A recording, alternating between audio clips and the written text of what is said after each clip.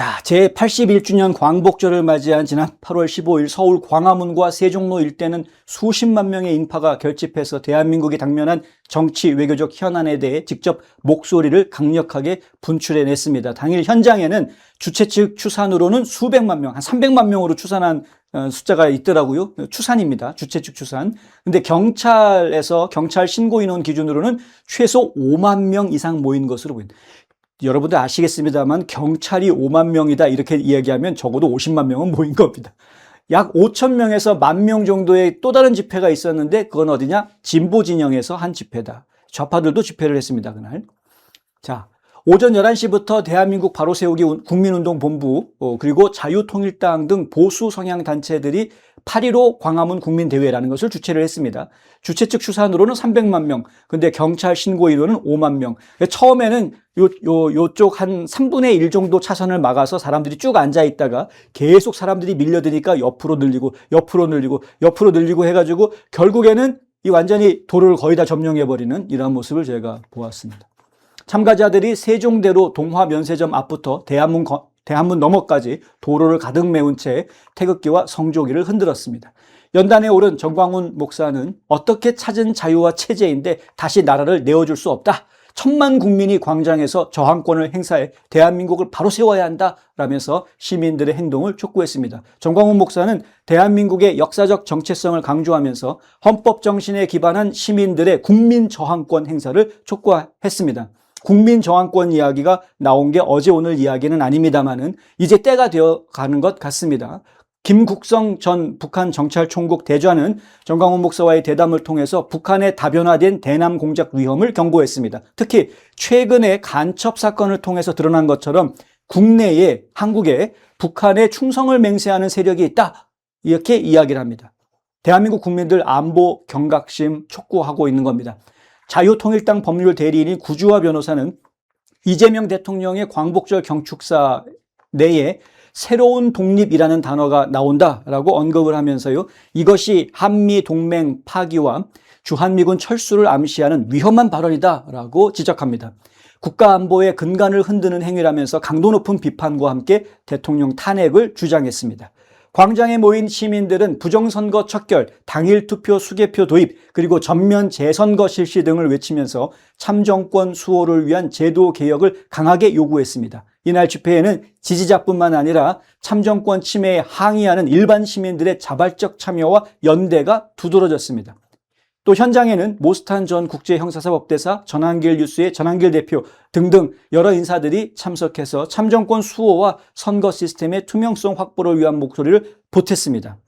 이렇게 어마어마한 국민들이 모인 곳도 있었는데 또 반대쪽에는 또 다른 모임이 있었다. 오후 2시부터는 민주노총과 시민사회단체로 구성이 된 2026 8.15 자유평화대행진 추진위원회가 광화문 월대 및 안국동 사거리 일대에서 이 자주평화대행진이라는 것을 개최했습니다. 약 5천 명에서 1만 명 정도의 노동자와 시민들이 파란색 티셔츠와 모자를 맞춰 쓰고 대오를 형성했습니다. 양경수 민주노총 위원장은 이 관세를 무기로 투자를 강요하고 약탈을 일삼는 미국 트럼프 정부의 난동에 예속되어서는 안 된다라면서 정부의 대미굴종 외교를 비판했다고 합니다. 예. 대미굴종 외교라는 것은 이런 게 아닌데 어쨌든 이들은 미국의 경제 수탈 및 내정 간섭 저지, 한반도 전쟁 기지와 반대, 전시작 정권 즉각 환수 등을 요구하면서 한반도의 독자적인 평화 주권 확립을 주장했습니다. 한반도의 독자적인 평화 주권 단어 들으면은 이 단어만 들으면은 좋습니다. 예? 그럴듯합니다. 주권, 평화, 독자적인 좋습니다. 그런데 한반도는 그러한 곳이 아닙니다. 한반도의 지난 5,000년 역사를 보십시오. 한반도가 독자적인 평화 주권을 확립하고 있었던 때가 얼마나 됐는지 발해라든가 무슨 고구려 시대 이런 것 제외하고 나면은 단 한 번도 자유로운 적이 없었습니다. 한반도가 그런 곳입니다. 대한민국에서 대한민국을 자주 독립으로 또 평화 주권을 행사할 수 있는 국가로 지키기 위해서는 힘이 필요한 건데 그 힘이 보통 힘이 아닌 거죠. 지금 열강이라고 이야기하는 세계에서 가장 세다라고 이야기하는 미국, 일본, 중국, 러시아 이런 나라들하고 상대할 수 있는 힘이 있어야 되는 건데 지난 5천 년 동안 그런 힘을 발휘했던 게 언제적 일이었는지 기억이 가득하다 이거죠. 지금 현실을 보라는 겁니다.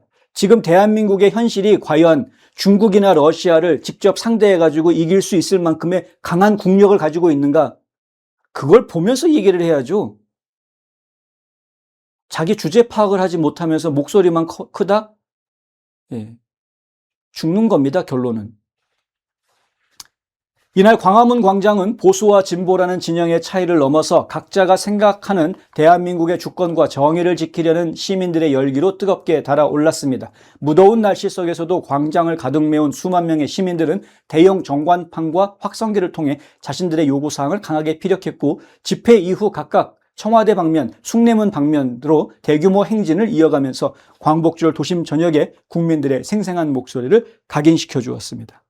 제가 오늘 전해드리지는 않겠습니다만 이 행사 이후에 오후에는 또 올림픽공원에서 아주 의미 깊은 행사가 열렸죠. 거기에 또 많은 분들이 모여주셔서 정말 발 디딜 틈이 없이 엄청난 인파가 몰려들었다. 뭐 경찰들이 보아도 좋게 20만 명은 될 것 같다라고 이야기하는 어마어마한 인파가 올림픽공원에 몰려든 모습을 또 저희가 보았습니다. 정말 감사합니다. 대한민국을 지키기 위해서 길거리에 나와주신 많은 애국 시민들께 다시 한번 존경과 감사의 말씀을 드립니다.